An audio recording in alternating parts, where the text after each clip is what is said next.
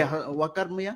আপনার জীবনের সবচাইতে বড় পাপ, আপনি যে দোজকে যাবেন, আপনি নাকি মাগরিব থেকে এসা পর্যন্ত আপনি নাকি কোরআন ছাড়া কিছু বুঝেন না।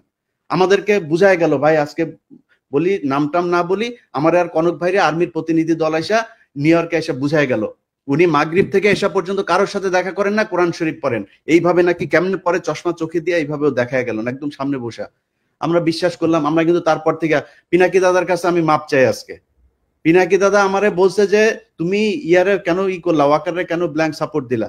আমাকে দাদা ইয়ে করেন, দেখেন বিডিআর এর এটা নিয়ে ভালো একটা রেজাল্ট আসবে। ফারাবির এখন পর্যন্ত ছাড়ে নাই। আমারে বললো ইলিয়াস আপনি কি চান? আমি বললাম আমি চাই বাংলাদেশের আলেমগুলো, যেই আলেমরা, যেই ছাত্রদল, ছাত্র শিবির, যেই লোকগুলোকে শেখ হাসিনা 12 বছর জেলে পাঠিয়েছিল তাদের সবাই ছাড়বেন। ফারাবির নাম ধরে বলেছে, ফারাবির এখন পর্যন্ত ছাড়ে নাই। তো পিনাকিদার কথা সেদিন না শুনে আমার ভুল ছিল, আজকে বুঝতে পারলাম। এই জন্য পিনাকিদার কাছে সরি বল। অতএব এই জায়গাগুলো ঠিক করতে হবে। আমরা কারোর আর বিশ্বাস করি না, আবার ফের সেই জায়গায় আসতে হবে। যারা আছেন কালকে থেকে লিস্টিং করতে হবে, লিস্টিং করে তারপরে ঠিক করতে হবে কোথায় কোথায় কোন কোন অফিসে আওয়ামী লীগের দালাল আছে। দল নিষিদ্ধের আগে এদেরকে আগে এখান থেকে সরাইতে হবে।